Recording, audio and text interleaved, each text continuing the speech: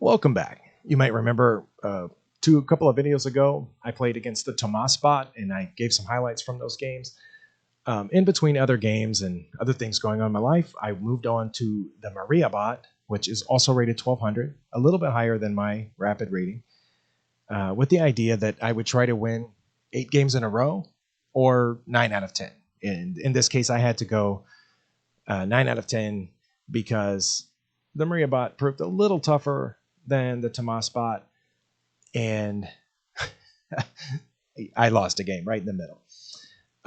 Once again, I let the computer choose which colors I would play. So I was white for half the games and black for half the games in kind of a weird order. Played white pieces 1 and 2, then 4, 6, and 10, and then black for 3, 5, 7, 8, 9. The openings that we played weren't too different from the openings against the Tomas bot.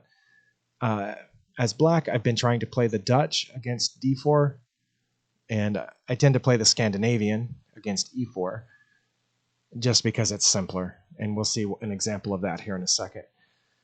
And then once the bot played g4, which I found out is called the Grob opening. I'll need to look into that. It just looks like a blunder on move 1, but I still need to know the best responses. As white, I start with d4 every time, just because I find it avoids all of the traps that everybody learns with e4. The fried liver and the who knows what else. Plus, so many of those openings are so familiar to everyone. A couple of times the computer called it the Tory attack, and once the computer responded with f5, which makes it the Dutch defense, even if I play it out from my side as if it were the word. But anyway, that's what we did. And I made a couple little graphs just like I did before. That's not the first one. Moves. Unlike when I played the Tomas bot, here I didn't have a gradual progression to shorter and shorter games. As you can see on this graph, the first 3 games actually got longer and longer, and then I had a couple of really short ones, and then some medium length games and a fairly long one at the end. So I don't know if that means anything. I guess the second half, if I take the average of the last 5 games, that's a little lower than the average of the first 5 games.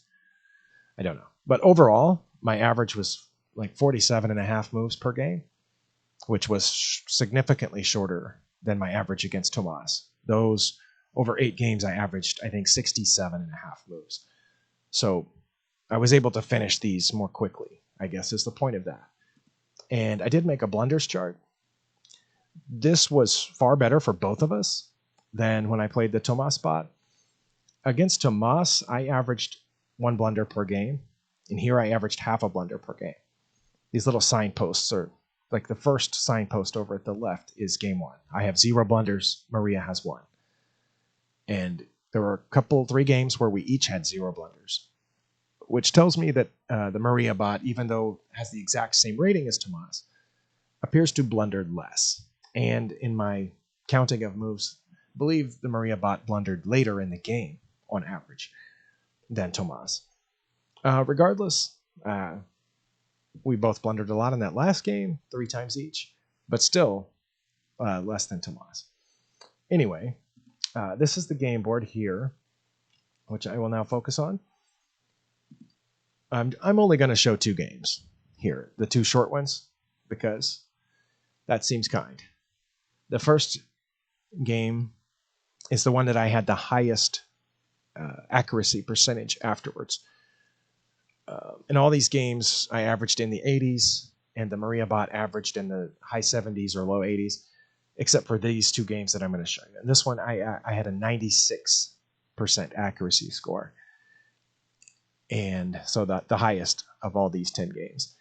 And as I mentioned earlier, I tend to respond to e4 with the Scandinavian.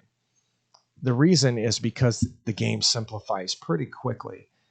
Whether they take this pawn or not, as you'll see, we'll discount that blunder for a second. I get a free piece right off the bat.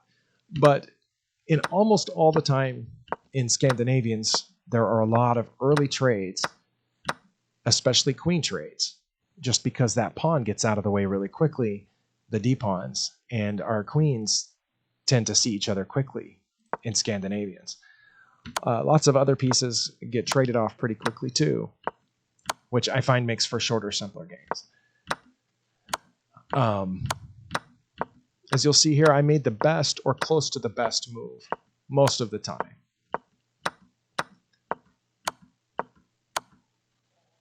And in fact, according to the computer, I had 0 mistakes, 0 blunders, and 0 inaccuracies in this game. I checkmated White's king in the middle of the board on move 24. So I was pretty proud of that. The computer only had 1 blunder and 1 mistake in this game, although its blunder was fairly early. And here, this one looks good for me, right up until the last. I start with my London. We get our pieces in place. That wasn't the best move because that's easy to refute. Yeah, the computer wants this queen to come back so it can point at this pawn, and that forces me to do something about that weakness. But just like human opponents, the bot didn't really see it. Here I make a mistake, then the computer makes a mistake. I make a mistake. Nothing really serious. As you can see, the evaluation bar shows we're pretty close to even. I get a little advantage, then I give some of it back. I get a little more advantage, then I give some of it back. Here, this seemed like pretty obvious, but the computer makes its only blunder of the game here, where it just gives me the bishop. So I take it. Now, this knight here has been waiting for this spot. And in just a second, I'll show you why. So this pawn challenges my knight, so I decide to put my knight back where it goes, or close enough. Now, normal move by the computer. Okay, now this is where it all falls apart. I want to get this knight out. I can't challenge it with the pawn because my own knight is in the way. I think to myself, I could challenge it with this knight move here. We could do a knight trade, or if they didn't want to, then I could threaten with this pawn. The computer wants me to go here, and that seems obvious because that threatens the knight just the same, and it's protected by the queen. But instead I went here. And the bot did not miss that. So that is the first time, I believe, that I've ever been checkmated with a smothered mate, and in this case, one that I did to myself. So that's how that went. But this was my only loss and my lowest evaluation percentage of the entire series of 10 games. So I feel pretty good about it. Next, I'm going to move on to the next 1200 rated bot, which is Elena. And we'll see how that goes. Thanks for watching.